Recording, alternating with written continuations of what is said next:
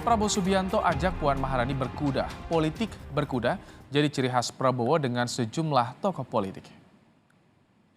Mbak Puan berkenan untuk mulai latihan naik kuda. Bertambah satu lagi tokoh politik yang diajak Prabowo Subianto naik kuda. Usai pertemuan tertutup di kediaman Prabowo di Hambalang, Bogor, Jawa Barat pagi tadi, Prabowo bercerita Puan mau belajar berkuda. Puan menyebut komunikasi politik ini sebagai bentuk membangun politik santun. Bagaimana sebagai partai politik kita bisa membangun politik yang santun, bersukaria, tanpa bermusuhan. Prabowo bahkan menyebut hubungan kekeluargaannya dengan keluarga Puan telah terjalin lama. Sangat dekat sama keluarga Ibu Puan, keluarga Ibu Megawati Soekarno Putri, Presiden kelima RI, tapi juga dengan Pak Taufik Kemas. Jadi hubungan kekeluargaan yang sudah lama terjalin. Politik berkuda jadi sohor sebagai ciri khas ala Prabowo. Juni lalu, Prabowo mengajari wali kota Solo sekaligus putra Presiden Jokowi, Gibran Rakabuming Raka di Hambalang yang berujung dukungan Prabowo agar Gibran maju jadi calon gubernur. Yang tak kalah lekat diingatan, Prabowo berkuda dengan mantan rivalnya Presiden Jokowi 2016 lalu usai bersaing ketat di pemilihan presiden. Tim Liputan, Kompas TV.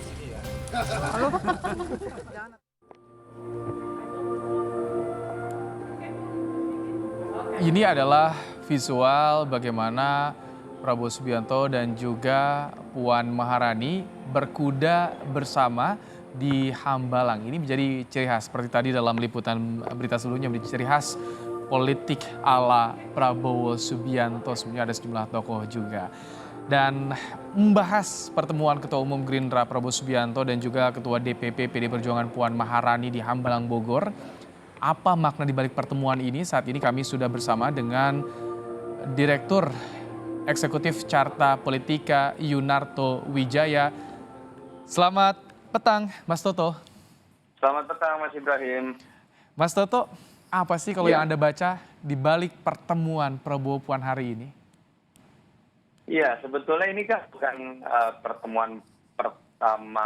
pertemuan politik yang dilakukan pertama kali oleh Mbak Puan ya. Sebelumnya kan kita tahu ada pertemuan dengan Surya Paloh di Nasdem Tower. Artinya ini memang menegaskan positioning Puan untuk melakukan safari politik mewakili Ibu Mega. Kenapa saya mengatakan mewakili Ibu Mega? Karena selain orang-orang yang dianggap dekat dengan Mbak Puan ikut, tapi ada juga sekjen di situ. Artinya memang ini mewakili partai secara menyeluruh untuk melakukan safari politik. Dan yang menarik juga kan adalah ini orang kemudian kaitkan dengan modal sejarah yang memang dimiliki oleh PDI Perjuangan dengan Gerindra. Di situ pernah ada sejarah Ibu Mega dengan Prabowo berpasangan di 2009, kesamaan secara ideologi misalnya Barisan Nasionalis, dan ketiga kita tahu juga memang ada kedekatan dari keluarga yang tadi ditegaskan oleh Pak Prabowo. Nah, tapi pertanyaannya kan sekarang apakah kemudian ini bisa langsung berujung pada koalisi? Kalau menurut saya sulit untuk kemudian kita mendefinisikan statement-statement tadi yang cenderung sebenarnya masih bisa dikatakan normatif. Yang kedua, problem yang sifatnya sangat prinsipil dalam pendekatan kekuasaan ketika kita tahu di satu sisi PDI Perjuangan ini di 2019 partai yang suaranya jauh lebih tinggi dibandingkan dengan Gerindra. Di sisi lain juga survei-survei sekarang menyatakan PDI Perjuangan masih jauh di atas dari Gerindra. Logikanya PDI Perjuangan ketika ingin memutuskan... Tapi sulit bukan berarti tertutup, Mas Toto?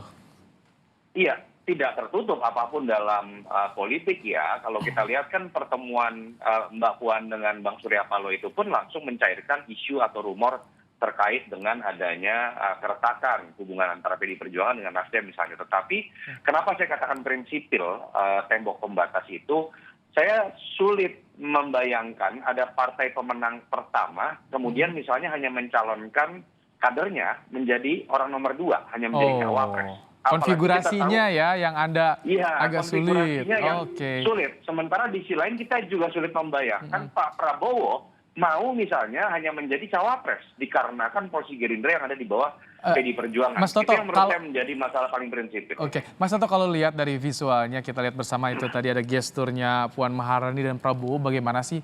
Udah cair atau belum? Apakah dengan pertemuan ini masih sulit soal konfigurasi? Iya, saya tidak berani mengatakan sudah cair atau tidak ya, tetapi memang sifatnya kan sangat mendalam kalau kemudian diundang ke rumah, lalu kemudian naik kuda bersama. Itu simbol politik yang sangat kuat pernah ditunjukkan dengan Pak Jokowi misalnya bahkan. Dan kita tahu berujung pada masuknya Pak Prabowo menjadi barisan dari pemerintahan Pak Jokowi. Tetapi kita tahu juga ada permasalahan yang jauh lebih kompleks ketika memutuskan nama dan kesepakatan. Di situ ada kesepakatan mengenai siapa yang jadi capres-cawapres, bagi-bagi kekuasaan dalam konteks menteri dan jabatan kekuasaan lainnya, belum lagi isu terkait mahar yang selalu ada ketika berbicara pilpres. Tetapi yang paling mendasar menurut saya adalah kesepakatan yang tidak mudah dilakukan dalam menyepakati siapa yang jadi capres-cawapres, karena salah satunya itu harus mengorbankan ego, entah sebagai partai tertinggi atau sosok yang biasa jadi capres harus menjadi cawapres. Itu catatan pentingnya. Baik, jadi kemungkinan untuk Gerindra atau PDIP dan Gerindra berkoalisi ini masih jauh kalau bacaan Anda, Mas Toto? Kalau tentu saja masih butuh banyak sekali komunikasi lanjutan ya, dan kita tahu keputusan tertinggi kan bukan ada di Mbak Puan, tapi ada di Ibu Mega begitu.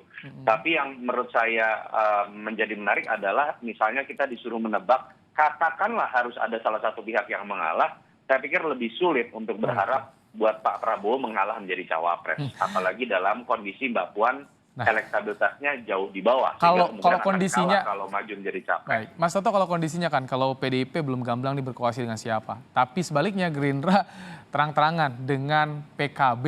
Jadi bagaimana? Apakah ini akan juga mengubah koalisi Gerindra PKB? Karena kita tahu kan penokohannya di situ ada jelas konfigurasinya. Ya, saya meyakini ya sudah ada komunikasi terlebih dahulu juga dari teman-teman Gerindra dengan PKB mengenai rencana pertemuan dengan Mbak Puan. Dan menurut saya apa yang diucapkan dalam statement Mbak Puan dan Pak Prabowo tadi sih tidak mengganggu sama sekali apa yang sudah disepakati oleh PKB, karena belum mengkerucut sama sekali menuju arah koalisi. Dan peluangnya pun tetap terbuka. Andai kata PDI Perjuangan dengan Gerindra bergabung akhirnya, karena sampai sekarang termasuk dalam deklarasi PKB dengan Gerindra kemarin kan yang disebutkan baru keputusan mengenai mendukung Pak Prabowo menjadi capres. Tapi belum pernah ada statement bahwa Caimin akan menjadi cawapres. Ruang itu masih sangat terbuka. Yang saya menarik juga tadi pas Puan Maharani bilang soal ada pesan rahasia untuk Prabowo dari Megawati. Kejutan politik, kejutan seperti apa sih kalau yang Anda bisa perkirakan nih, Mas Toto? Iya, yang pertama kan ini menunjukkan bahwa keputusan masih harus menunggu apa yang akan diputuskan oleh Ibu Mega. Belum bisa diserahkan oleh kepada Mbak Puan misalnya. Artinya kan yang tadi kita sudah bahas akan ada tahapan selanjutnya dan itu menunggu keputusan Ibu Mega. Dan apakah kejutan itu kemudian betul-betul akan mengubah konstelasi? Menurut saya baru bisa akan disebut sebuah kejutan kalau kedua partai ini sudah mengerucutkan nama capres-cawapres. Dan balik lagi tadi, salah satu diantaranya itu harus mengalah. Dan menurut saya lebih sulit untuk kemudian melihat sebuah skenario Pak Prabowo mengalah menjadi seorang cawapres. Tapi kan jadi pertanyaan juga, apakah mau PDI Perjuangan kemudian hanya menempatkan kadernya menjadi, mohon maaf istilahnya itu ban serep loh. Konteks seorang wapres kalau kita bicara dalam sistem presidensial. Kenapa sampai dibilang ban serep? Kan sama-sama pentingnya juga, punya suara juga, Mas Toto. Ini penting kan perannya posisi cawapres juga?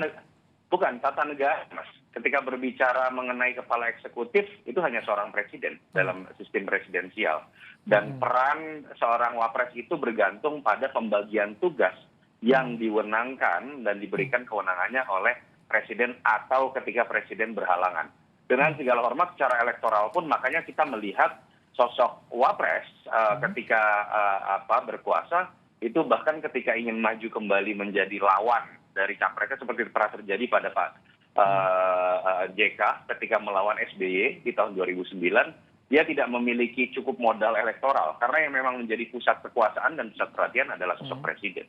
Oke, kalau misalkan nanti tandanya ini dua partai ini bisa berkoalisi secara serius itu tandanya apa sih? Apakah akan ada kunjungan berbalas dari Prabowo atau seperti apa harusnya biasanya, Mas Toto? Iya, biasanya kan runutannya adalah ketika Mbak Puan membuka pertemuan, dan menurut saya harus diapresiasi ya, Mbak Puan menempatkan dirinya menjadi sosok yang mendatangi partai-partai lain. Padahal PDI Perjuangan adalah partai tertinggi. Kemarin mendatangi Nasdem, lalu mendatangi Hambalang. Saya tidak tahu ada isu akan mendatangi atau bertemu dengan Golkar. Dan padahal PDI Perjuangan adalah partai terbesar.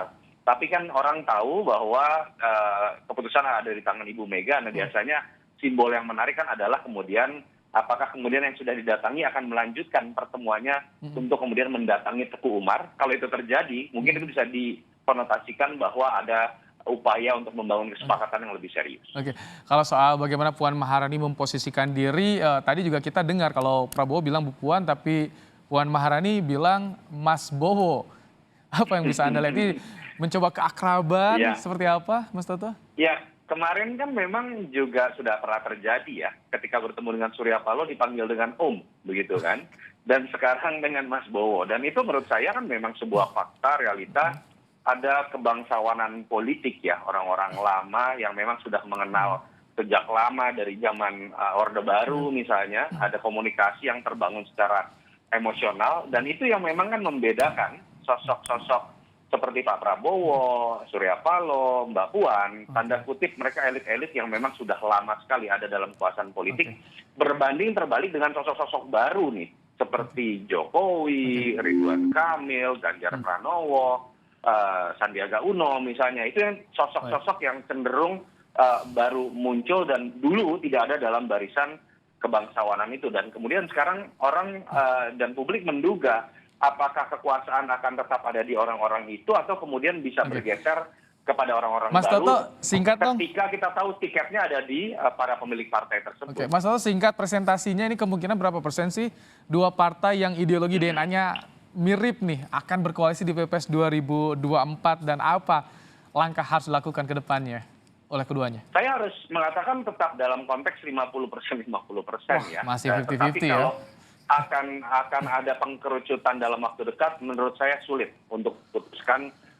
Menurut saya ini masih akan membutuhkan proses yang jauh lebih panjang, dan balik lagi pertanyaan terbesarnya ada di PDI Perjuangan. Apakah mereka ingin mengalah hanya menjadi nomor 2? Karena efeknya adalah bukan sekedar masalah dapat kekuasaan yang tanda kutip seperti Ban Serap tadi. Kedua juga efek elektoralnya itu akan berpengaruh besar karena biasanya yang akan mendapatkan efek elektoral dalam pemilu serentak dalam Pilpres itu adalah partai yang mencapreskan, bukan partai yang mencawapreskan kadernya.